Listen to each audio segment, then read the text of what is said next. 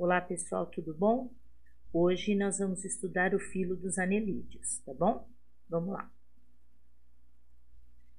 Os anelídeos, todos eles têm simetria bilateral, então isso significa que eles têm cabeça, né? E o corpo é dividido em direito e esquerdo. Então isso que é simetria bilateral.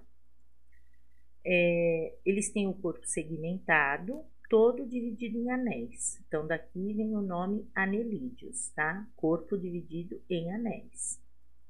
Então, olha aqui, esses são os anéis. Então, é um corpo todinho segmentado, todinho dividido em partes. Essas partezinhas são chamadas de anéis. Eles vivem em ambientes aquáticos ou úmidos. Apresentam tubo digestório completo, ou seja, boca e ânus, e além disso eles apresentam papo, moela e um intestino com tiflosólie. Então aqui vou explicar. Então tem a boca, a faringe, o esôfago, aqui tem o papo, tá? E isso apareceu aqui nesse filo que não tinha antes. Esse papo serve para amolecer o alimento. Aí vem a moela, que é uma estrutura que vai triturar o alimento, como se fosse a função de um dente, tá?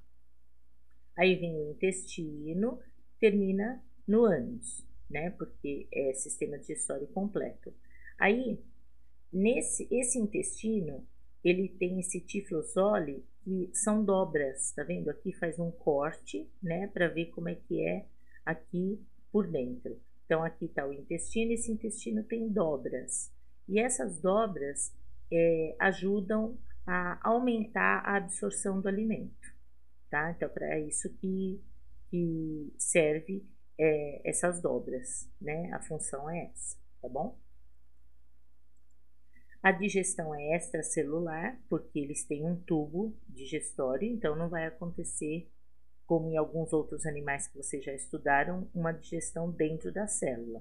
Então, aqui no caso, é uma digestão no sistema digestório que ela tem com todos esses órgãos, tá? A respiração é cutânea, ou seja, pela pele, na minhoca e na sanguessuga, e por brânquias nas nereis, que são minhocas do mar, tá? Então, aqui, olha, poliqueta é a nereis, é a minhoca do mar. Então, ela tem essas brânquias que ficam aqui, olha. E ela vai respirar por essas brânquias como o peixe, né? A brânquia como do peixe. E a cutânea, que é pela pele, minhoca, sanguessuga, é assim, ó. Fez um corte aqui, tá? Então, aqui é a parte de fora da pele, que é essa aqui, olha. E aí, aqui por dentro, tem os capilares, que são vasos sanguíneos bem fininhos. Então, ó, a entrada do oxigênio e a saída do gás carbônico. Então, ela vai respirar pela pele, vai entrar por aqui, ó, que é essa parte externa, tá? Da pele dela, e vai fazer a troca gasosa nesses capilares. Por isso que a minhoca, a sanguessuga, elas têm que estar em locais úmidos, porque ela tem que fazer a passagem do oxigênio pela pele.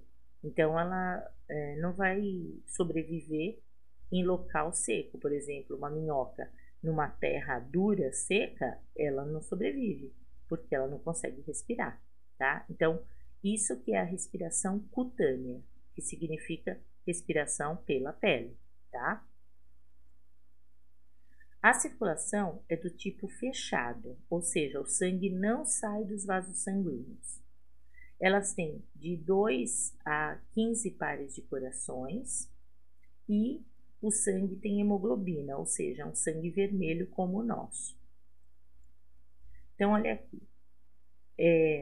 Aqui tem lá os corações, esses arcos aórticos seriam os corações, né, dela. Então, aqui está toda a circulação, ela tem um vaso ventral, que é a parte de baixo dela, no corpo todo. Tem um vaso dorsal, que é a parte de cima, também no corpo todo. E aí tem aqui esses vasos que põem em comunicação a parte dorsal com a parte ventral, e esses são os corações que aí, dependendo da espécie, tem mais ou menos, dependendo do tamanho do animal, né?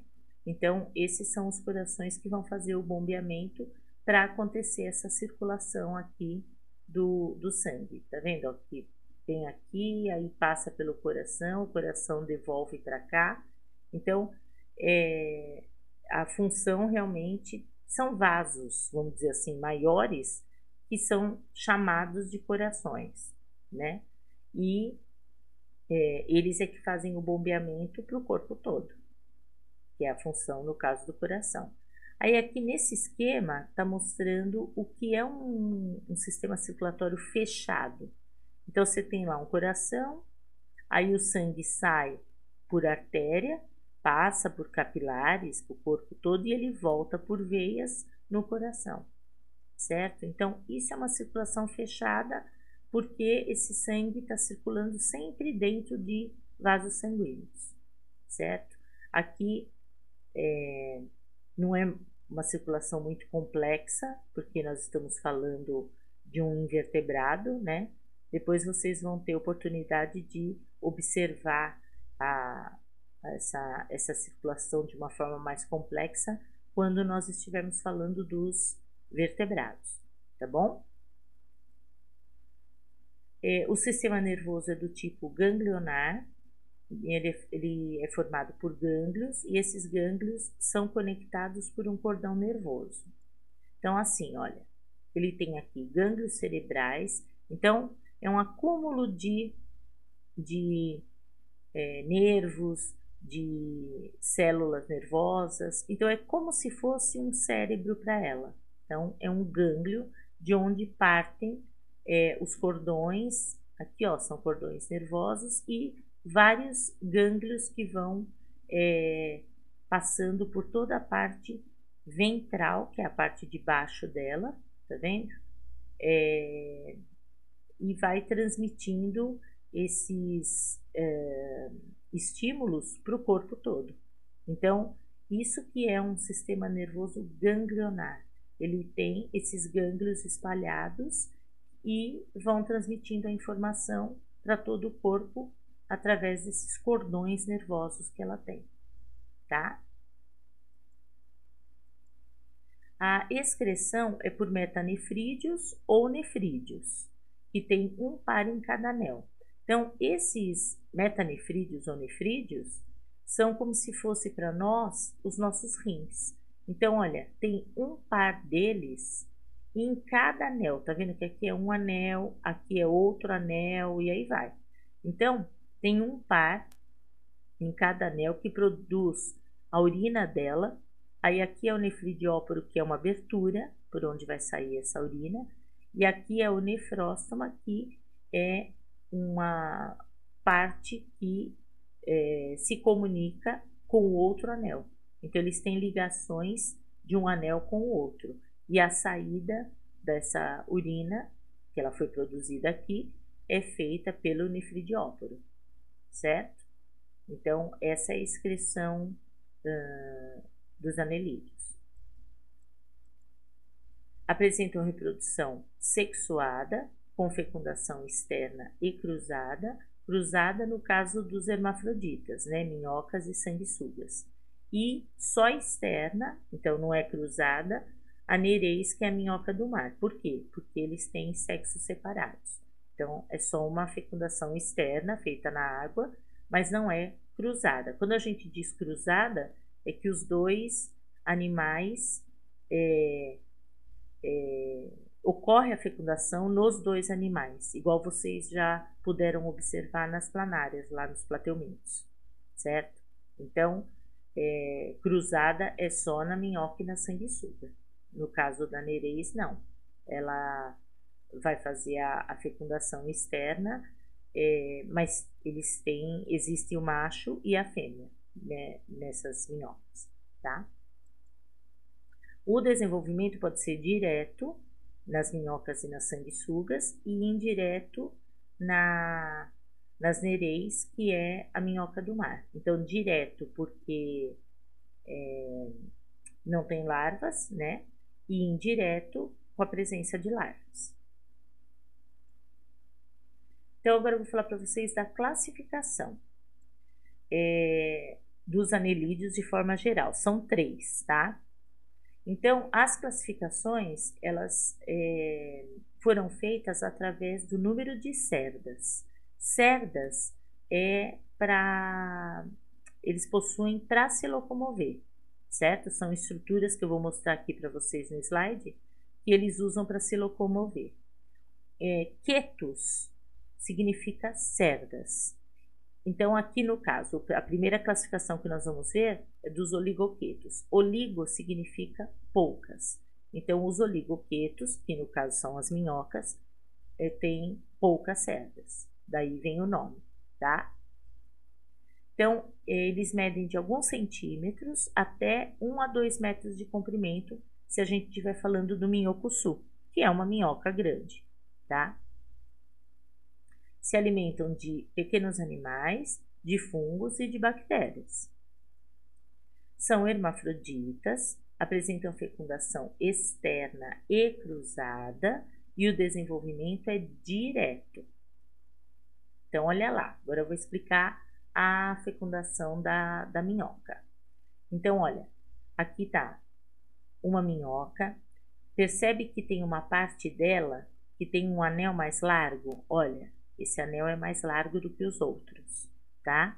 Então, esse anel vai participar do desenvolvimento aqui da fecundação, certo? Então, vamos lá.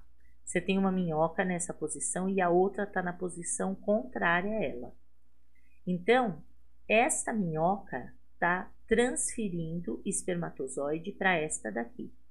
E essa daqui está transferindo espermatozoide para essa daqui, tá? Vocês percebem que a transferência, né, que esse espermatozoide vai ser armazenado no corpo dela. Ainda não vai acontecer a fecundação. Aqui é só uma transferência de espermatozoide.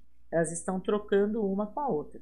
Percebe que a estrutura que recebe esses espermatozoides fica antes do clitelo. Ó, aqui tá a boca, então essa estrutura fica aqui e aqui tá o clitelo. Na outra, a mesma coisa. Boca, a estrutura fica aqui e depois vem o clitelo. Então, é nessa posição. Só que os espermatozoides foram trocados de uma com a outra e ficaram armazenados lá dentro. Aí, o que vai acontecer? Lá em volta do clitelo, o clitelo vai formar esse casulinho, certo? Em volta dele.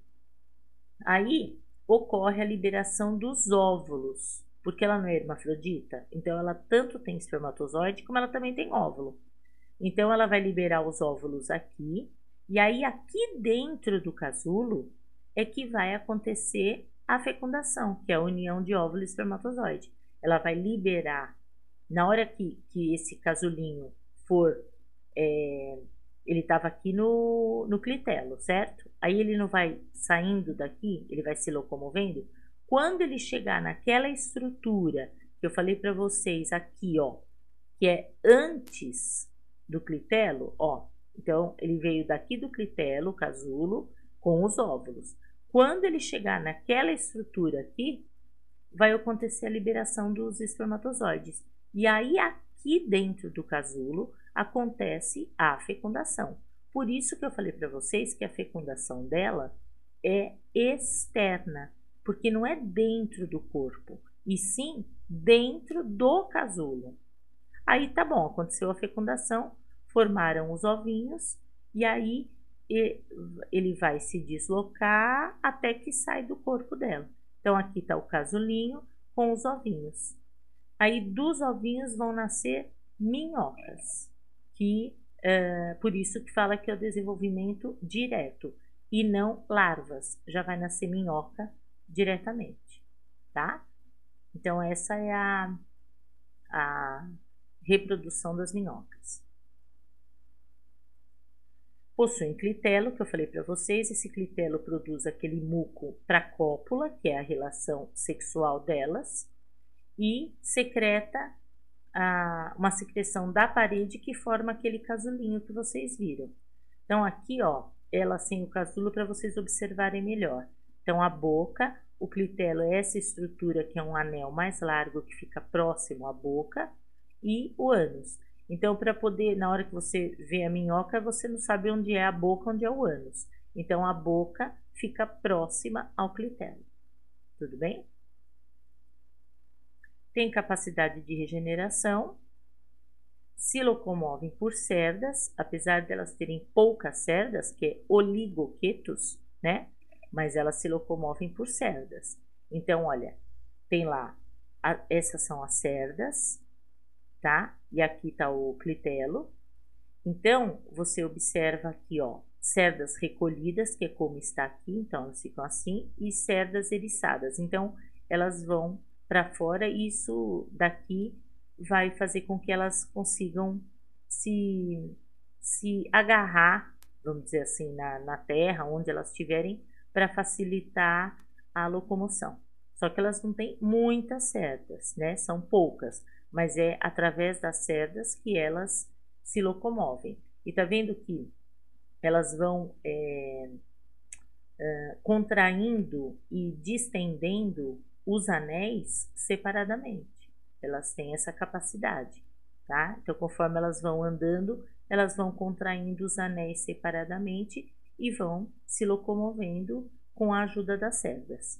Tudo bem? Elas facilitam o processo da decomposição da matéria orgânica no solo, né? São importantes no processo da fertilização.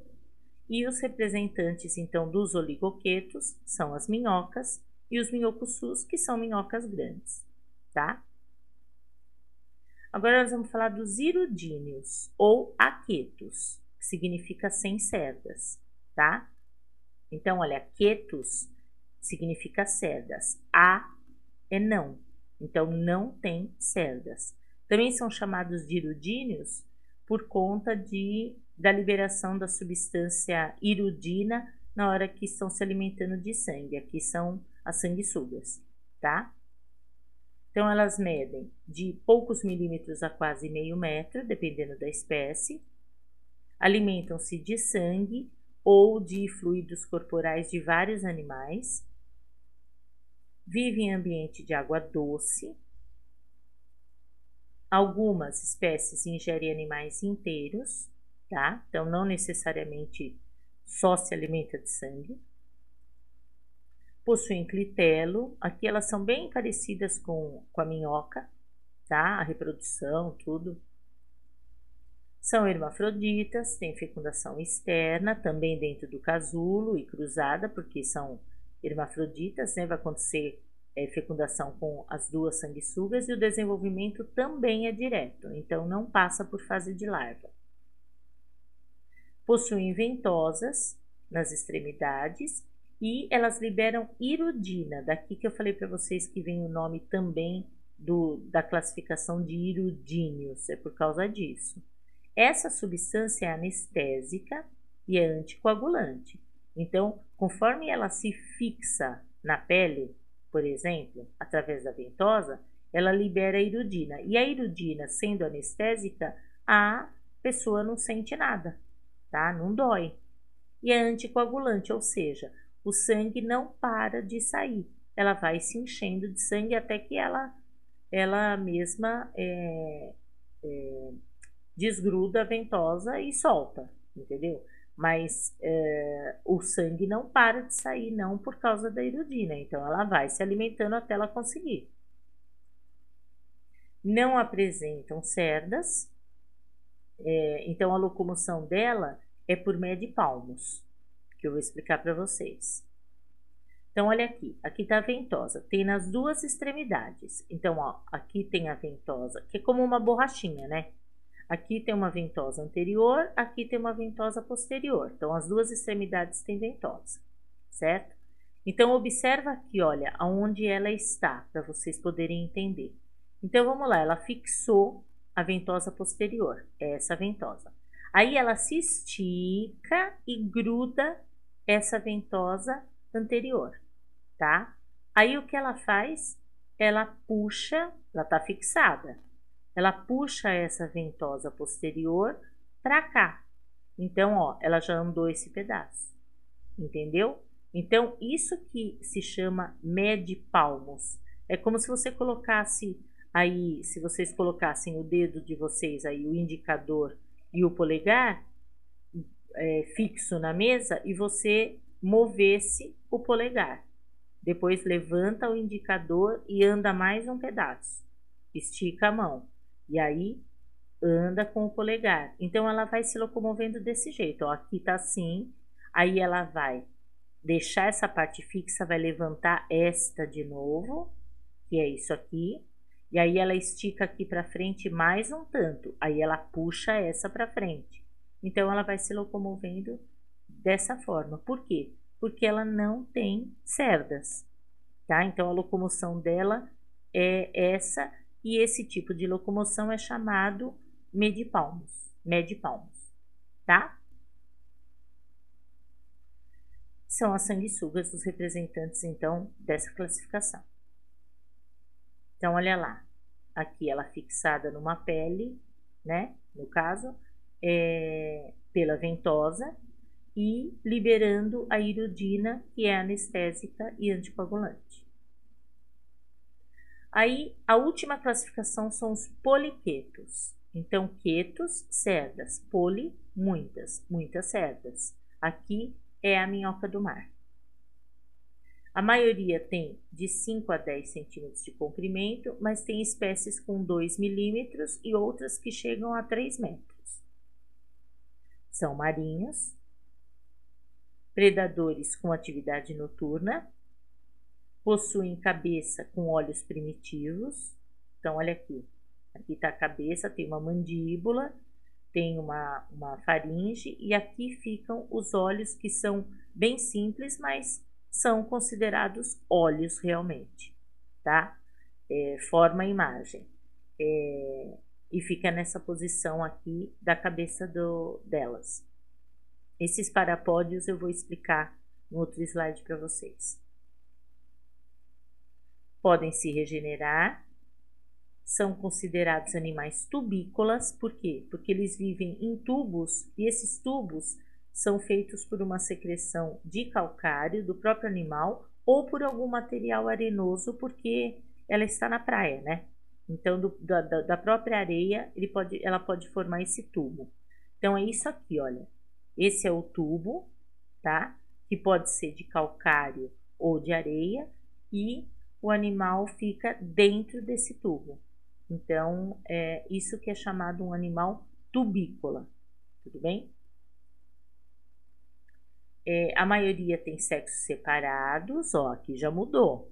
Não é hermafrodita, são sexos separados, e a fecundação é externa, não cruzada. Porque fecundação cruzada é só em animal hermafrodita, vocês já aprenderam.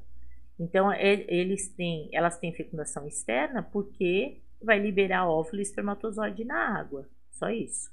E o desenvolvimento é indireto, ou seja, aqui tem larva. Na minhoca e na sanguessuga, não. O desenvolvimento é direto. Mas na minhoca do mar, que é essa que nós estamos falando, tem larva.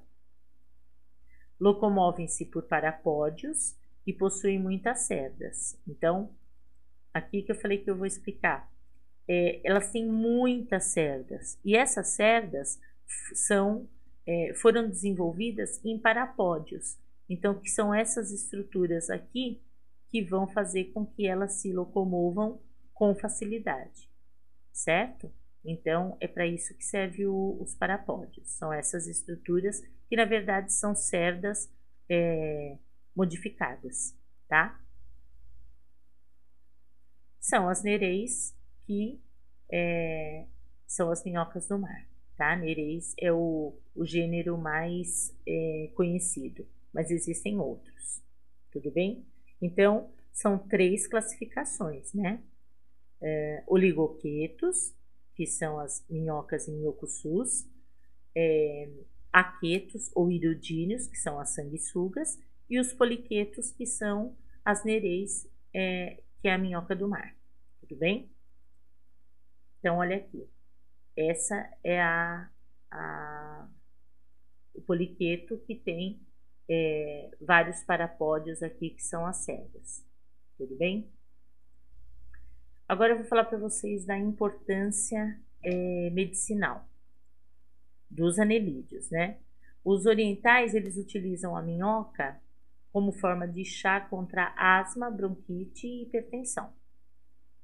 As sanguessugas, elas secretam iridina, que é uma substância que é anestésica e anticoagulante, e elas são usadas no pós-cirúrgico, né? Normalmente no pós-cirúrgico, mas assim, é uma forma alternativa. Isso não é na medicina tradicional, não vai ter sanguessuga em todos os hospitais, não. É uma forma alternativa que alguns lugares utilizam para recuperar a circulação da pessoa, né? Ajudar no tratamento. É nesse sentido, mas não faz parte de uma medicina tradicional.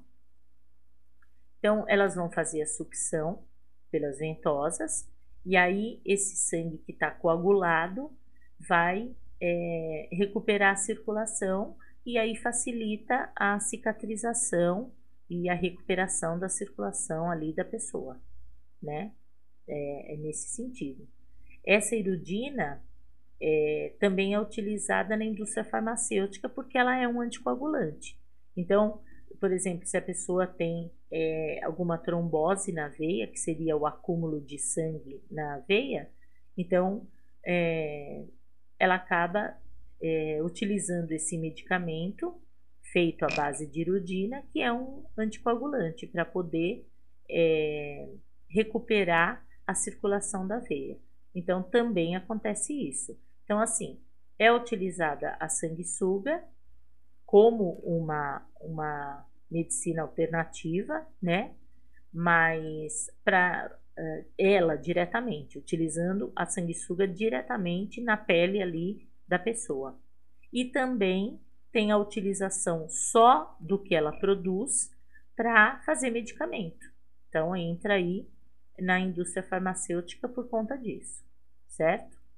Então, aqui a fixação dela através da ventosa, e assim ela está liberando a iridina, a pessoa não sente nada porque é anestésico, e ali ela vai se alimentando, ou seja, ela vai promovendo uma circulação do sangue na área ali afetada, certo? Mas lógico, juntamente com o que a medicina tradicional orienta, né? Então, isso aqui é só uma forma alternativa, mas que, dependendo do caso, ajuda e ajuda bastante, tá? Importância ecológica e ambiental. As minhocas atuam como arados naturais, por quê? Porque elas constroem galerias debaixo da terra, e aí elas vão revolver, elas vão mexer esse solo por conta disso, porque aí vai ter ar, porque essas galerias vão ajudar na circulação do ar debaixo da terra e ajudam também na penetração da água, quer dizer, essa água vai drenar por baixo com facilidade, certo? Esse solo, com certeza, um solo que tem minhoca, é um solo úmido, né? Por conta da respiração cutânea que ela tem. As minhocas, elas são usadas também para medir níveis de poluição do solo, por quê? Porque como elas estão no solo e elas se alimentam de grande quantidade de terra, que tem ali os restos de vegetais, só que esses vegetais, de repente, neles tem inseticidas, né? E na hora que ela se alimenta, esse inseticida fica retido no corpo dela. Então, com a análise dessas minhocas, os pesquisadores acabam descobrindo se aquele solo tem inseticida, tem poluentes ou não, por conta de observação da própria minhoca, porque aí, se ela tiver comido restos de vegetais ali que estavam com inseticidas, por exemplo, aí isso tudo vai ficar retido na minhoca, tá? Então vai dar para chegar à conclusão que aquele solo tem muitos poluentes.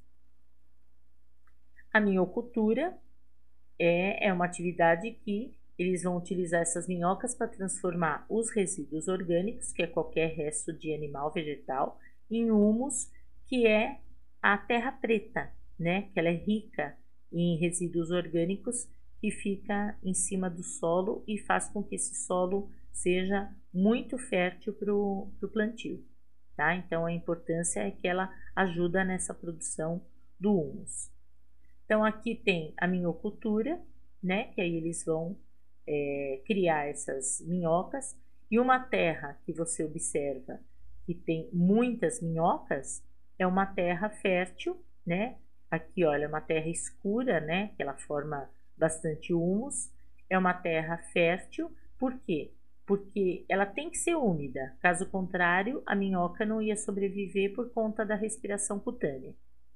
E é uma terra que tem bastante ar, né? Ela é fofa, então ela tem bastante ar e ela é bem úmida por conta das galerias que a minhoca faz por baixo dela, tá bom? Bom, pessoal, então terminamos aqui o filo dos anelídeos, tá bom? Aí na próxima aula nós vamos estudar um outro filo, tudo bem? Espero que vocês tenham entendido e até a próxima aula. Um beijão para vocês, tchau, tchau.